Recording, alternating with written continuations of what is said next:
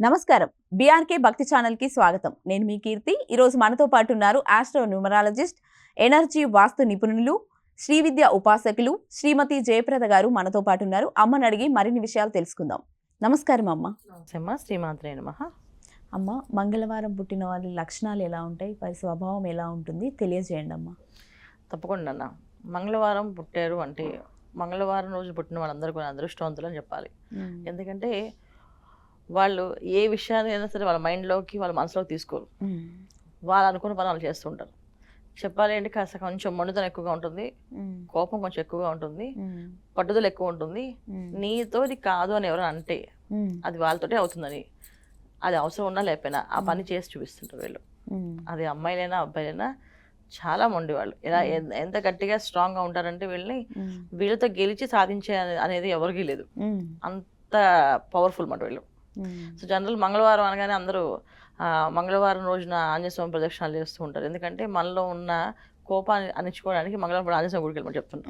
ఎందుకంటే ఆయన అంత రామభక్తిగా, అంత శ్రద్ధగా, బాధ్యతగా కూర్చొని ఆయన రామ రామ రామ అలా కూర్చొని తత్వం రావాలని మంగళవారం ఆంజనేయ స్వామి గుడికి వెళ్ళమని చెప్పి మన పెద్దవాళ్ళందరూ నేర్పించి అలవాటు చేశారు మనకి.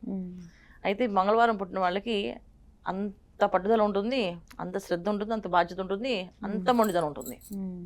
అసలు లైఫ్లో వాళ్ళు ఎలా అంటే ఏ పని కొనా చెయ్యము, రాదు అనే పదాలే రావాలి నోట్ల నుంచి. ఇది రాకపోయినా సరే మాకు వచ్చని చెప్తారు, చేస్తామని చెప్తారు. కష్టపడడం ఎక్కువ, కష్టపడి పని చేయడంలో ముందు ఉంటారు. ఏ పనైనా చేస్తారు. ఎలా కష్టపడతారంటే అసలు వీళ్ళంతగా కష్టపడినట్టు ఎవరో కష్టపడరు. ఒక మనిషి 24 hours కష్టపడాలంటే కష్టపడతారు వీళ్ళు. రాత్రి పగలు కష్టపడాలని కష్టపడతారు. అది కానీ ఎప్పుడు కూడా వీళ్ళు పని చేయడమే లక్షణంగా పెట్టుకొని పని చేస్తూ ఉంటారు. ఒకరి దగ్గర ఒకరి కింద ఉండి పని చేయాలని కానీ, అండ్ ఒకరి కింద బతకాలని కానీ అలాంటి కోరికలు ఉంటావు వీళ్ళకి. వీళ్ళు ఇండిపెండెంట్గా బతకాలి, నేర్చుకోవాలి, సాధించాలి అని చెప్పేసి ఎవరిని రిక్వెస్ట్ చేసి అడగడం అనేది వీళ్ళకి రాదు. ఆ రిక్వెస్ట్ చేస్తే ఎక్కడ మేము తక్కువైపోతాం అని చెప్పేసి ఆ రిక్వెస్ట్ చేయకుండా అలా మొండితనంగా మేము చేయగలం, మాకు వచ్చు అని చెప్పి సొంతంగా నేర్చుకునే లక్షణాలు ఎక్కువ. వీళ్ళని ఎక్కువ ఏం చేసుకోవాలంటే వీళ్ళు చదువున్నా లేకపోయినా సాధించే లక్షణాలు ఎక్కువగా ఉంటాయి వీళ్ళకి. కొంతమంది చదువుతారు బ్రహ్మాండంగా, కొంతమంది అసలు చదవరు. కొంతమంది ఎంత బ్రహ్మాండం చదువుతారంటే అసలు అన్నిట్లో ర్యాంక్ వచ్చేస్తుంది, పట్టుదల ఎక్కువగా వాళ్ళు అనుకున్నది ఫోకస్ పెట్టుకుని చదువుకుంటూ పోతారు. ఎవరి మాట వినరు. అయితే ఇది చదువుకున్న వాళ్ళకి, చదువుకోలేని వాళ్ళకి అందరికి ఇదే వచ్చేస్తుంది.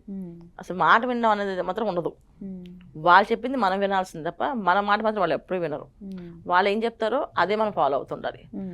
అలాగని వీళ్ళ కుటుంబానికి దూరంగా కానీ, కుటుంబాన్ని వదిలేసి కానీ ఉండదు. కుటుంబం అంటే చాలా ప్రేమ, కుటుంబంతో కలిసి ఉండాలి. అమ్మా నాన్న అయినా, అన్నదమ్ములైనా, అక్కచెల్లైనా కలిసే ఉండాలి.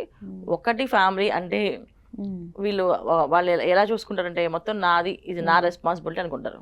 ఇప్పుడు జనరల్గా ఒక ఇంట్లో ఒక అబ్బాయికి మంగళవారం పుట్టాడు అనుకోండి, చెల్లెలు ఏదైనా ప్రాబ్లం వస్తే చెల్లెల్ని తిడతాడు, బావ చెల్లెలు ఏమంటే బావని కొడతాడు. ఎందుకు అలాగా అంటే చెల్లి మీద ప్రేమ కదా, చెల్లి మనం అనకూడదు అంటే అలాగే ఉండదు. ఇక తప్పు చెల్లిది ఉంటే చెల్లిని కూడా కొట్టేస్తాడు. నువ్వు చేసిన తప్పు, నువ్వు ఇలా చేసబట్టే నీకు ఇలా జరిగింది నేను అని చెప్పి చెల్లిని తిడతారు. అలాగే బావ దాన్ని కొట్టానుకో, బావని కొడతారు. సో బంధువుల్లో ఎవరికైనా మొహమాటం లేకుండా నువ్వు చేసింది తప్పు, ఇది కరెక్ట్ కాదు అని మొహమే చెప్పే లక్షణం మంగళవారం వాళ్ళకి.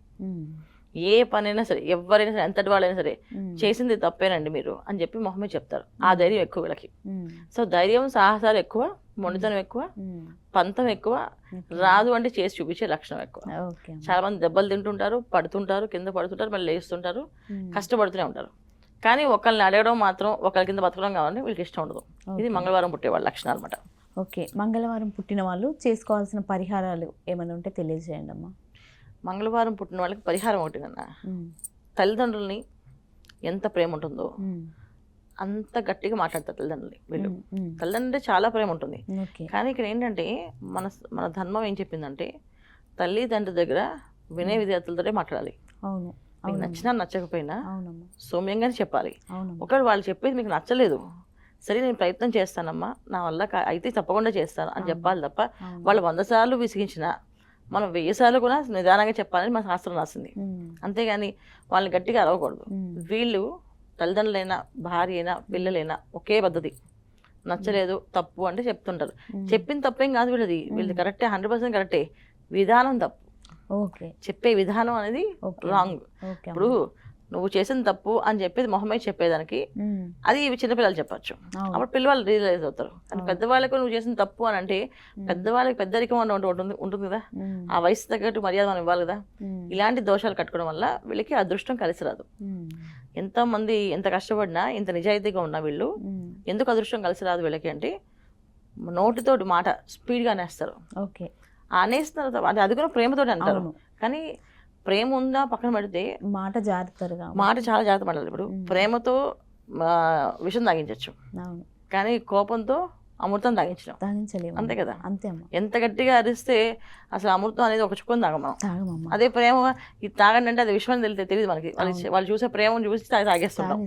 అది మనం చెప్పే పెద్దవాళ్ళు చెప్పేది. అలాగే వీళ్ళు నిదానంగా మాట్లాడి తల్లిదండ్రుల దగ్గర గౌరవంగా మాట్లాడాలి. అలాగే భార్య అయినా భర్త అయినా వాళ్ళతో గౌరవంగా మాట్లాడాలి. ఎప్పుడు కొన్ని గౌరవంగా మాట్లాడాలి. మాట తోలనాడకుండా, మాట విసరకుండా. అలాగే పిల్లల విషయంలో అభిమానంగా నిదానంగా ఓర్పుగా చెప్పాలి. అంతేగాని కోపంగా చెప్పకూడదు. వీళ్ళు చెప్పేది ఎంత మంచి విషయమైనా సరే ఆ కోపం చెప్పడం వల్ల ఎక్కదు.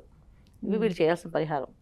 రెండోది, ప్రతి మంగళవారం ఆంజనేయ స్వామి గుడిలో పొద్దున్న పూట 11 నుంచి 12 లోపు ప్రదక్షిణ 21 ప్రదక్షిణాలు చేయాలి.